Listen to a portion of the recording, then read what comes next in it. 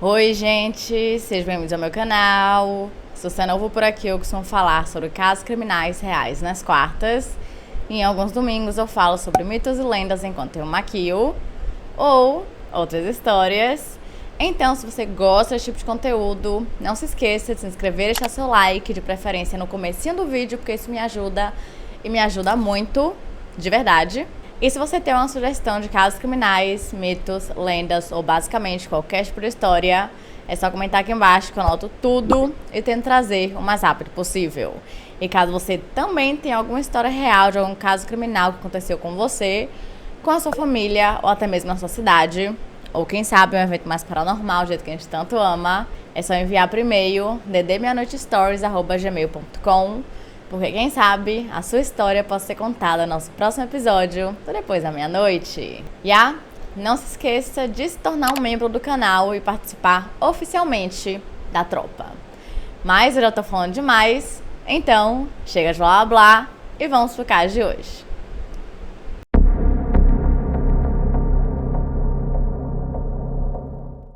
Kapunda é uma pequena cidade ao norte de Adelaide, no sul da Austrália, com cerca de apenas 3.000 habitantes. Então sim, era aquele tipo de cidade onde todo mundo se conhecia, mesmo que fosse apenas de vista.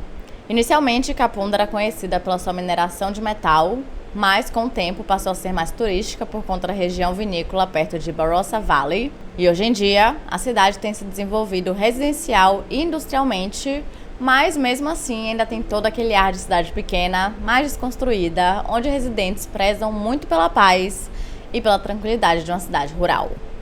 Porém, essa calmaria foi completamente destruída com o triplo homicídio da família Rowe. O pai da família, Andrew Rowe, imigrou da Inglaterra para a Austrália quando ele tinha apenas 2 anos de idade. E de acordo com a sua família, ele era um homem muito alegre e jovial que amava passar tempo com seus amigos e familiares. O seu hobby favorito era a pesca e ele adorava fazer churrasco. Ele realmente amava fazer churrasco. No final dos anos 70, ele conheceu uma jovem chamada Rosemary, mais conhecida apenas como Rose, através do seu irmão. E no início dos anos 80, os dois se casaram. O primeiro filho do casal nasceu em 1987 e ele se chamava Christopher. E em 1994, o mesmo ano em que eu nasci, nasceu Chantel. Após o nascimento dos 2 filhos, a família, que na época morava em Adelaide, se mudou para Kapunda em meados dos anos 2000 e então eles se estabeleceram em uma casa na Harriet Street, onde Andrew continuou trabalhando com a sua empresa de limpeza de carpetes. Em 2010, Christopher saiu da casa dos pais e passou a morar com a sua namorada, mas ele não se mudou para muito longe, muito pelo contrário. Agora ele estava morando na esquina da rua onde seus pais moravam com sua irmã mais nova. No geral, a família tinha uma relação muito boa, eles se davam super bem e amavam passar tempo um com os outros. Não era aquele tipo de família que evita ter jantares de família ou reuniões familiares. Eles amavam esse tipo de coisa. Nessa época, Chantel já estava com 16 anos de idade e à medida que o tempo passava e ela ia crescendo, ficava muito evidente para todo mundo que ela havia puxado bastante algumas características da personalidade do seu pai, incluindo a parte social. Ela era muito extrovertida e sempre estava rodeada de pessoas. Não era à toa que ela era muito popular em sua escola e em praticamente toda a cidade, já que era uma cidade pequena. E de acordo com a sua tia, ela era aquele tipo de pessoa que, se ela visse pessoas mais vulneráveis e frágeis que ela passando por algum tipo de situação, como bullying, ela ia lá, protegia a pessoa e afastava os valentões. Ela também participava do time de netball, que é um basquete feminino, e os seus pais sempre iam para todos os jogos, que geralmente aconteciam aos sábados no South Gawler Football Netball Club. Na época, Chantel estava namorando o filho do seu treinador, chamado Dylan Pratt, e eles tinham uma relação muito boa, eles confiavam muito um no outro e passavam boa parte do tempo juntos, chegando ao ponto em que ela também havia feito amizade com os amigos dele. E em outubro de 2010, ela conseguiu um emprego de garçonete no Café Devine, na cidade vizinha chamada Nuriootpa, que fica a cerca de 20 minutos de carro de Kapunda. E como era em uma outra cidade, mesmo que fosse apenas 20 minutos, em algumas noites, Chantel preferia dormir na casa de uma amiga que também trabalhava no restaurante, exatamente para que ela não precisasse pegar um ônibus quando estivesse já de noite, considerando que ela ainda não havia aprendido a dirigir. Mas, de acordo com seu irmão, ela não esperava a hora de fazer 18 anos para que ela pudesse tirar sua carteira de habilitação, e ele mesmo havia prometido a ela que quando ele voltasse de uma viagem para Queensland com a sua noiva, ele iria ensiná-la pelo menos o básico. Mas, infelizmente, isso nunca aconteceu. No fim de semana, do dia 6 de novembro de 2010, Andrew e Rose foram viajar para Adelaide. De um dia para o outro, só era uma coisa muito rápida. E então, Chantel, sendo uma adolescente de 16 anos de idade, com uma free house, assim como qualquer adolescente que tem esse sonho, ela fez uma mini festa. Só que era realmente uma mini festa, não era tipo Projeto X. Ela tinha convidado pouquíssimos amigos, tipo os amigos mais próximos, onde eles ficaram tomando alguns drinks, comendo algumas besteiras e assistindo o filme. Na manhã seguinte, quando seus pais voltaram para casa, eles se depararam com alguns de seus amigos ainda lá, porque alguns haviam passado a noite. E então, Andrew decidiu que ele queria fazer churrasco para todo mundo. Eu falei que ele amava fazer churrasco. Mas, depois de algumas horas, comendo, passando um dia ali com os amigos, Chantel começou a se sentir mal e ela sabia que ela precisava descansar e dormir cedo e também tirar o dia seguinte de folga para que o resfriado que ela estivesse sentindo não acabasse ficando pior depois. Então, ela mandou uma mensagem para o seu chefe dizendo que estava doente, e essa foi a última vez que o seu chefe teve notícias dela. Na manhã do dia 8 de novembro, que era uma segunda-feira, a polícia de Kapunda foi chamada após um dos vizinhos da família Rowe encontrar os seus corpos dentro da casa. Só para vocês terem noção, esse era o primeiro assassinato na história da cidade de Kapunda, pelo menos pelo que eu entendi, e se não foi isso, era o primeiro em muitos e muitos e muitos anos. Ou seja, a polícia não estava preparada para lidar com um caso desse tipo, porque eles não estavam equipados e eles não tinham treinamento necessário, considerando que a maioria das reclamações da cidade eram de barulhos altos, de pessoas bêbadas caídas pela cidade, porque, né, festa de adolescente e tal, ou por questões realmente de barulho de vizinho chato. Esse era o limite. Assassinato não era uma coisa que acontecia por ali. Dito isso, só tinham apenas 2 policiais trabalhando em tempo integral na cidade de Kapunda. Assim que um dos policiais atendeu a chamada, ele imediatamente ligou para a emergência e pouco após a polícia chegar no local, os paramédicos também chegaram e infelizmente eles confirmaram as mortes da família Rowe, incluindo Andrew, Rosemary e Chantel. E na mesma hora, os policiais pediram ajuda ao Serviço de Polícia da Austrália do Sul e, de acordo com um detetive de crimes graves chamado John Keane, ele disse que toda a cena parecia algo vindo de um matadouro. Ele disse que tinha sangue em todos os cantos da casa, incluindo nas paredes e no teto, e apenas com isso já dá para saber que esse caso foi absurdamente brutal. Os primeiros corpos que foram encontrados foram de Andrew e de Rose, que estavam na cozinha da casa, e o de Chantel ainda estava no seu quarto. Todas as vítimas haviam sido esfaqueadas diversas vezes, e o assassino chegou a tentar limpar o local, só que ele acabou desistindo quando ele percebeu que tinha sangue demais e que ele não daria conta. Então, ele saiu da casa sem os seus sapatos, usando apenas meias. E o mais surreal é que parecia que não tinha motivo nenhum. Nenhum item da casa estava faltando, sendo que tinham computadores, celulares e notebooks espalhados pela casa inteira. E também não tinha nenhum sinal geral assim de roubo, como uma janela quebrada ou uma porta arrombada. E por conta disso, bem no comecinho do caso, mas bem no comecinho mesmo, tipo nos 10 primeiros minutos, os policiais chegaram a teorizar que talvez, não sei, o caso pudesse ser um caso de assassinato seguido por um suicídio. Mas essa teoria foi descartada muito rápido porque, pela localização dos corpos, isso não fazia o menor sentido. Assim que Christopher, o filho mais velho de Andrew e Rose, que estava viajando com a sua noiva para Queensland, viu a notícia nas redes sociais, ele ainda não tinha visto que tudo aquilo havia acontecido com a sua família e em sua casa. A única coisa que ele sabia era que tinha acontecido na mesma rua. Então, na mesma hora, ele começou a postar nas redes sociais pedindo que alguém lhe desse alguma informação, para ele saber se sua família estava bem. E um dos seus amigos chegou a dizer que sim, que eles estavam, porque por algum motivo ele acabou se enganando com todas as informações. Talvez nem ele soubesse ao certo, talvez ele achasse que tivesse sido em uma outra casa, mas infelizmente ele estava enganado e mais tarde Christopher descobriu a verdade. Quando isso aconteceu, ele voltou para Kapunda na mesma hora para tentar ajudar no caso da melhor forma que ele conseguisse e também para entender o que estava acontecendo. E mesmo com todo o choque e com todo o processo de luto, ele aceitou participar de um interrogatório com a polícia.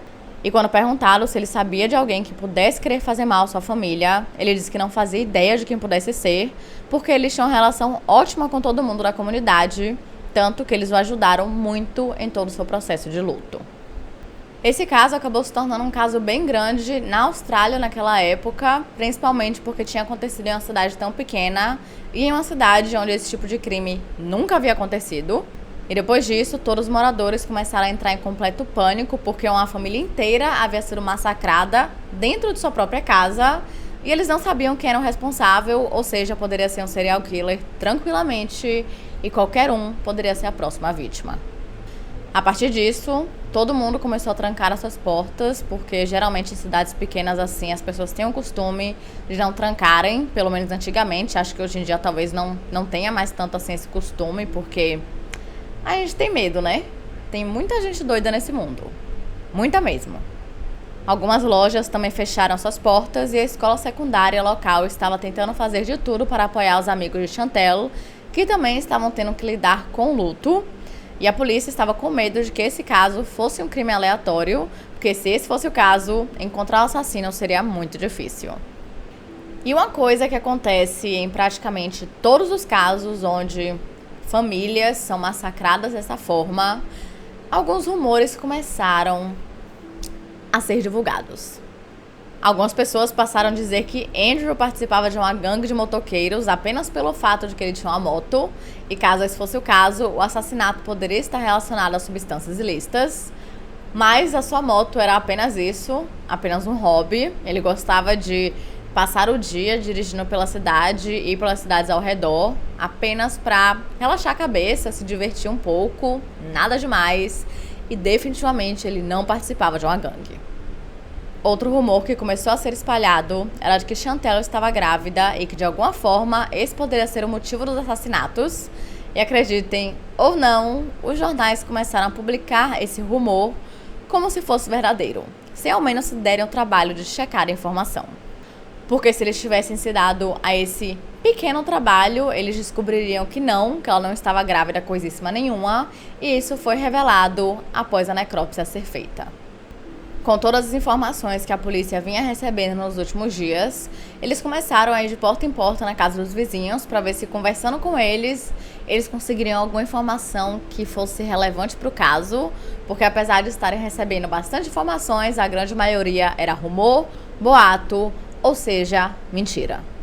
E foi durante essas bateções de porta que um dos vizinhos chegou a dizer que por volta da 1h da manhã, ele chegou a ouvir Rose gritando 3 vezes pedindo por socorro. E depois ele ouviu Andrew gritando em algum momento antes de ficar um silêncio total. Mas eu não sei se esse foi o vizinho que chegou a ligar para emergência ou não. Mais tarde, o médico legista chegou a confirmar que esse foi o horário em que os assassinatos aconteceram. E ele também revelou toda a brutalidade absurda que as vítimas tiveram que passar.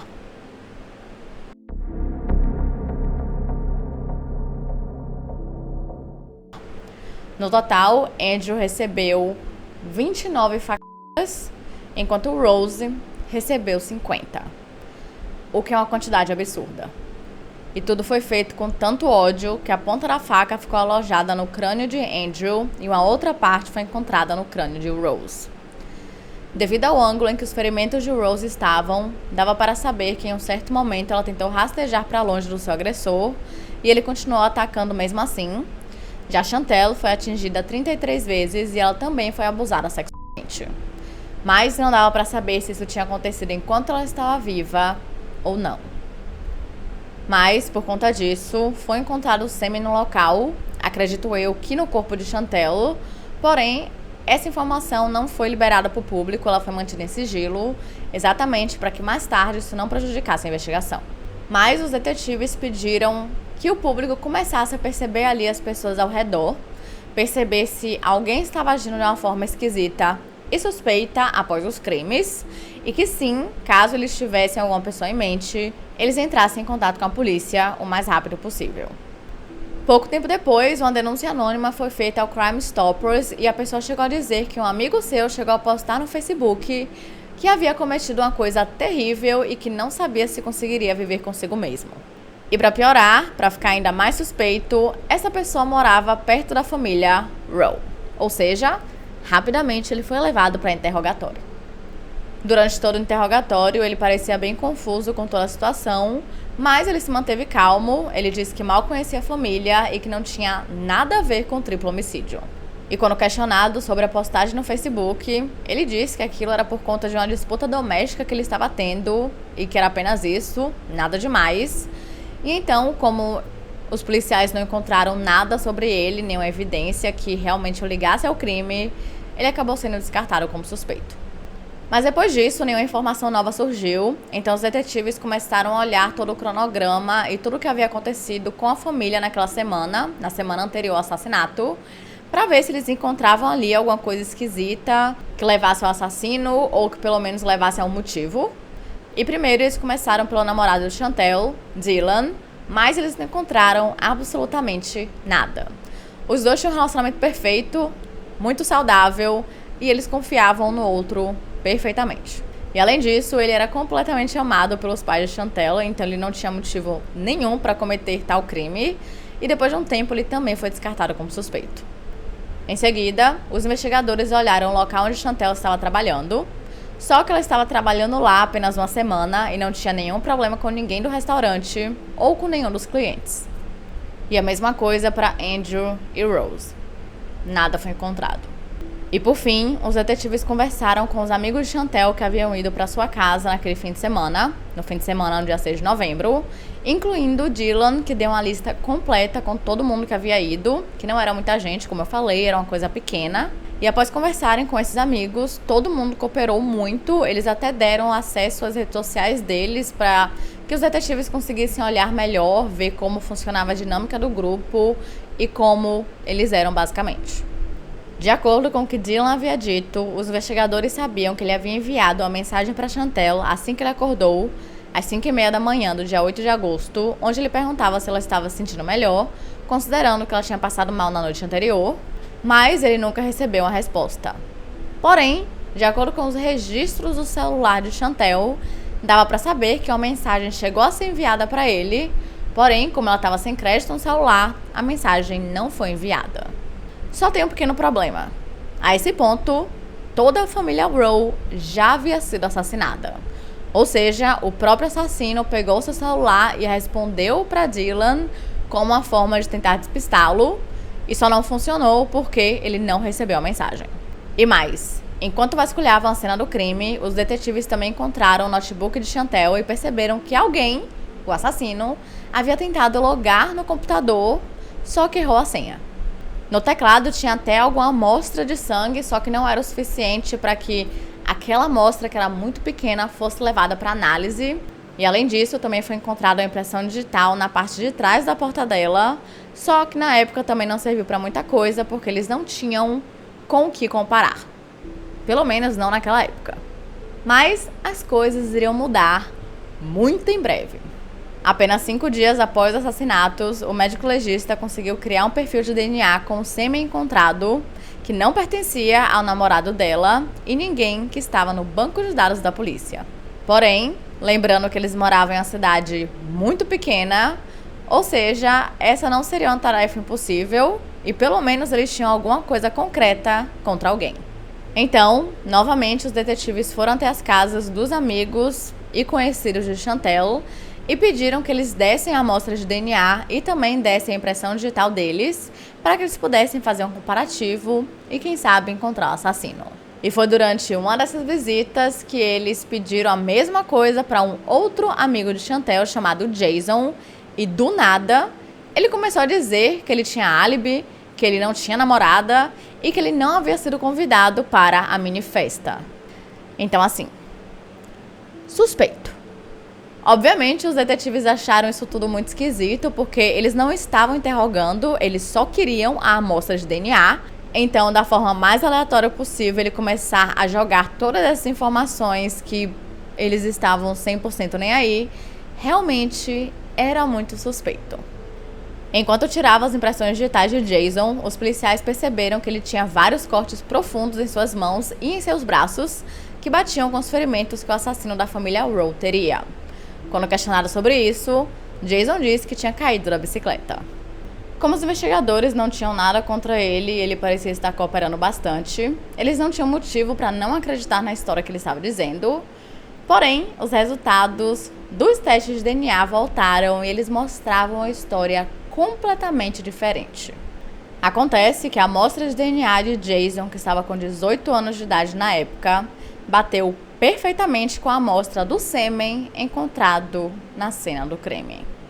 E agora, com essa informação e evidência gigantesca, os detetives queriam prendê-lo o mais rápido possível, mas ao mesmo tempo eles também queriam fazer isso de uma forma segura.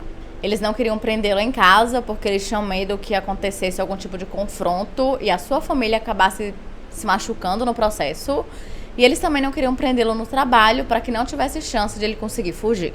Então, um dos policiais ligou para o trabalho de Jason e conversou com o chefe dele e pediu para que ele falasse com Jason para que ele fosse até a delegacia da forma mais casual e tranquila possível, para que ele fosse apenas assinar uma declaração.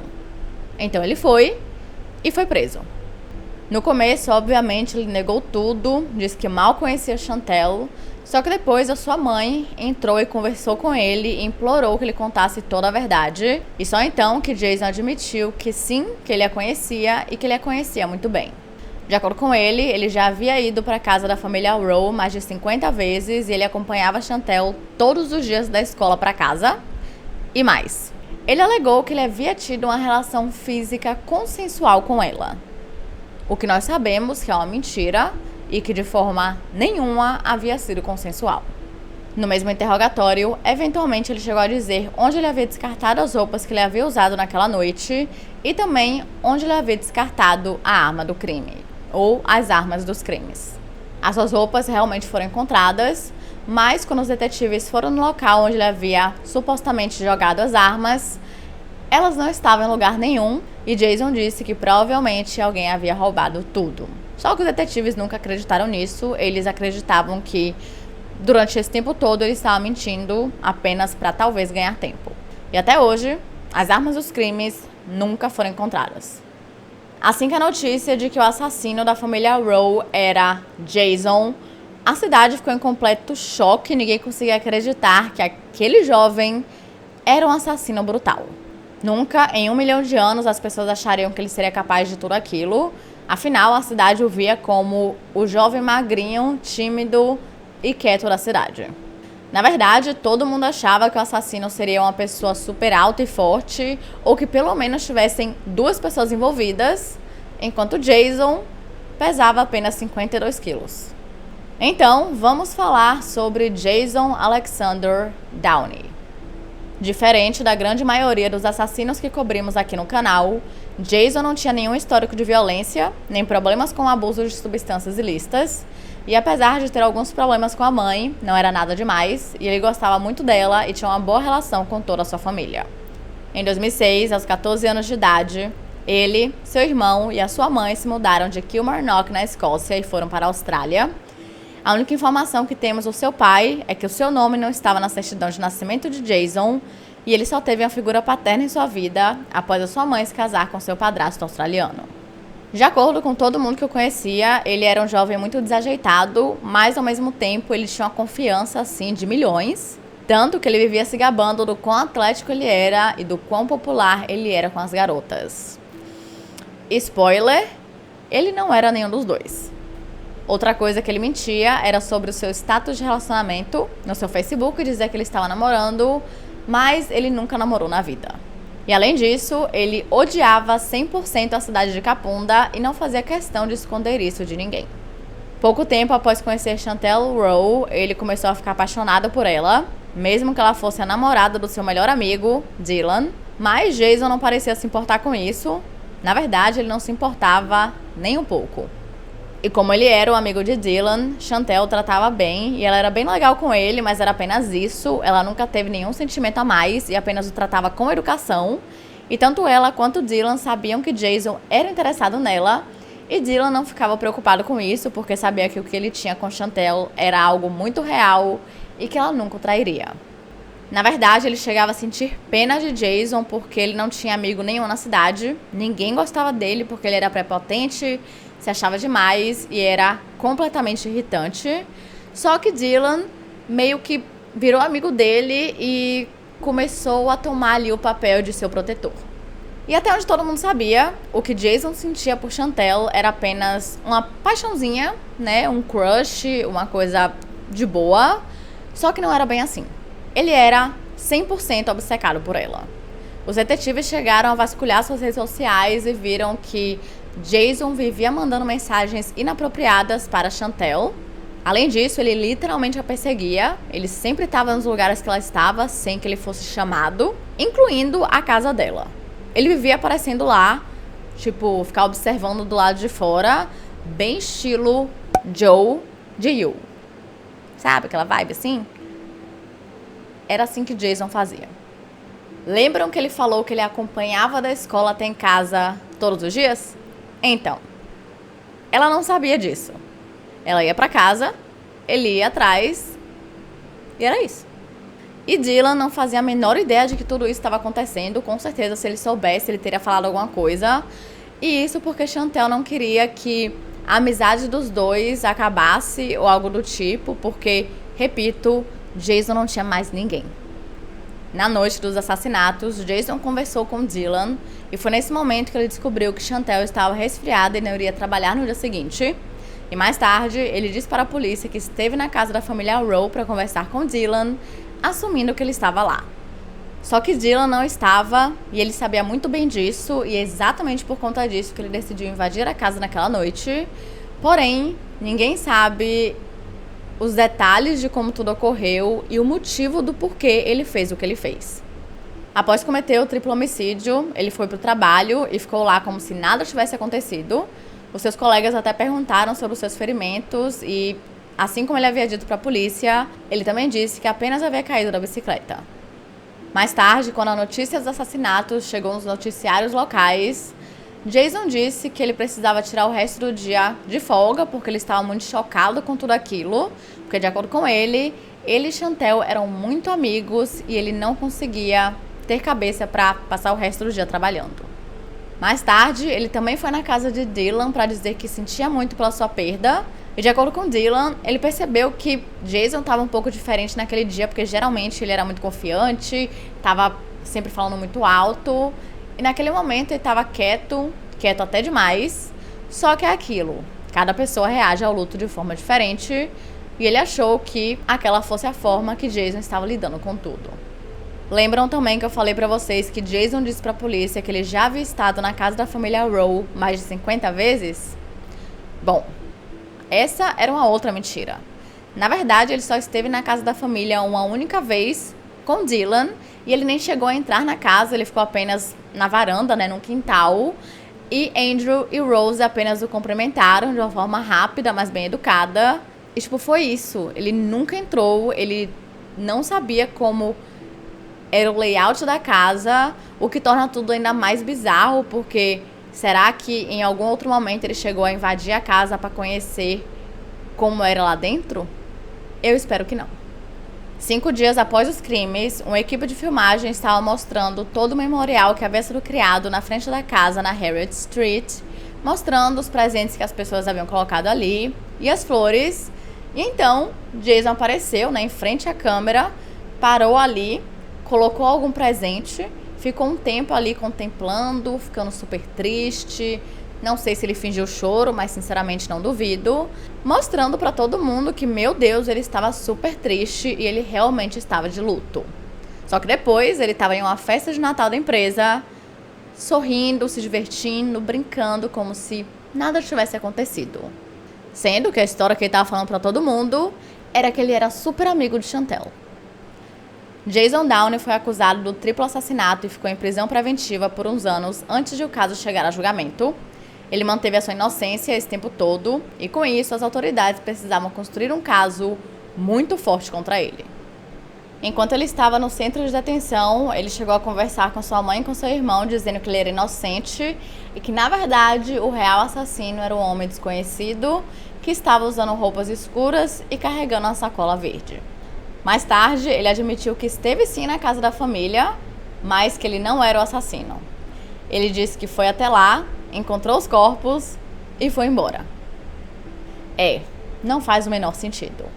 Primeiro, porque as suas roupas estavam cobertas de sangue de Andrew, Rose e Chantel. Os seus sapatos batiam perfeitamente com as pegadas que foram encontradas na casa e o seu sêmen foi encontrado em Chantel.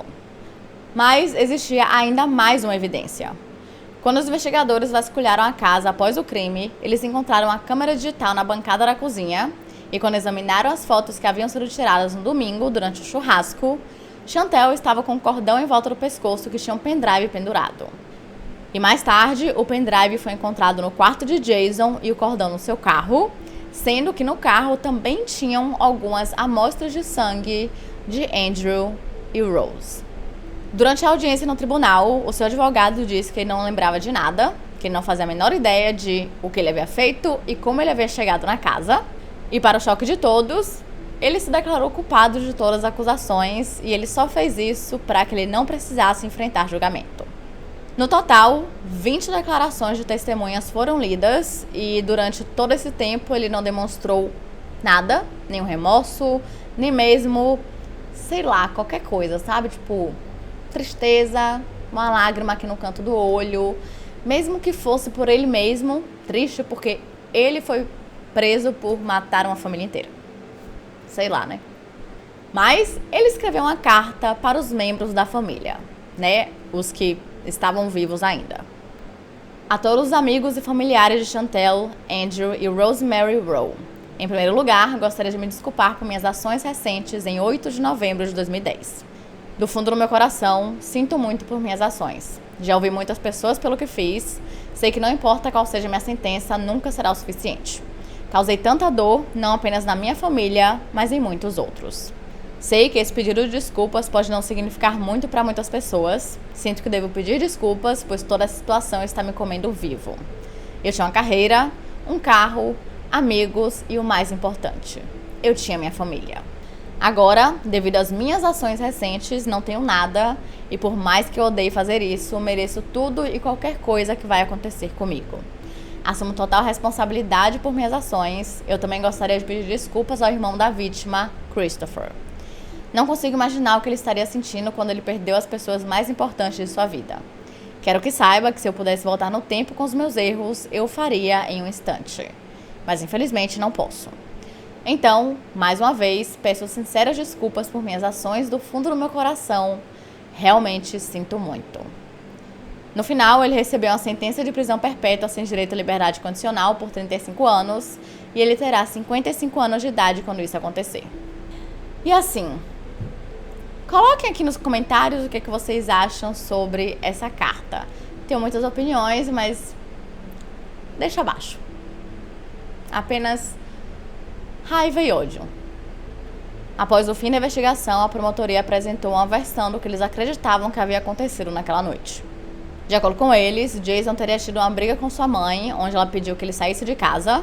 Então, ele foi para o lugar que ele sabia de cor, o endereço e como chegava, que era a casa da família Rowe. Isso aconteceu por volta das 11 horas da noite, mas diferente de todas as outras vezes em que ele havia ido para casa observar o que a família estava fazendo, dessa vez ele decidiu entrar. Assim que ele viu que todas as luzes estavam apagadas, ele entrou pela janela do banheiro e então ele se escondeu na banheira até que ele tivesse certeza absoluta de que todo mundo estava dormindo. A sua primeira vítima foi Chantel e provavelmente durante a briga os seus pais ouviram e correram até o seu quarto para verem o que estava acontecendo. Mas de alguma forma, Jason, que como eu falei pesava apenas 52 quilos, conseguiu atacar os dois até que eles parassem de respirar.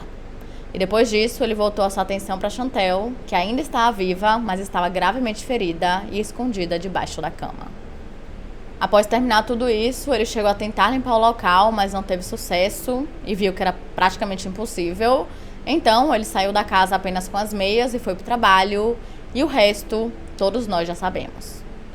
E o mais bizarro, surreal, irritante e doentio desse caso é que nós não sabemos o motivo, não sabemos se ele teve algum gatilho para que isso fosse desencadeado dentro dele e que ele acabasse decidindo matar a família inteira, ou se isso era uma forma doentia que ele achava que talvez funcionasse para tentar conquistar Chantel. Só que talvez, quando ele viu que ela o rejeitou, que ela não estava interessada, que ela amava o namorado dela e que ela não pretendia terminar com ele, ele entrou em uma fúria e começou a atacar violentamente a sua família. E, infelizmente, essa é a terrível e triste história da família Rowe, ou também como conhecido, o triplo homicídio de Kapunda. E é isso, gente. Esse foi o caso de hoje. Não se esqueçam de se inscrever e deixar o seu like, que é muito importante para a divulgação do canal. E caso vocês tenham uma sugestão de casos criminais, mitos, lendas ou basicamente qualquer tipo de história, é só comentar aqui embaixo que eu anoto tudo e tento trazer o mais rápido possível. E caso você também tenha alguma história real de algum caso criminal que aconteceu com você, com a sua família ou até mesmo na sua cidade, ou quem sabe um evento mais paranormal, do jeito que a gente tanto ama, é só enviar por e-mail ddmeanoitestories@gmail.com. Porque quem sabe a sua história pode ser contada no nosso próximo episódio, depois da meia-noite. Que por sinal já vai sair nessa sexta-feira, quer dizer, tecnicamente sábado, porque sai 00:01 de sábado. E por fim, não se esqueçam de se tornarem membros do canal e participarem oficialmente da tropa. Então é isso, até sexta/sábado.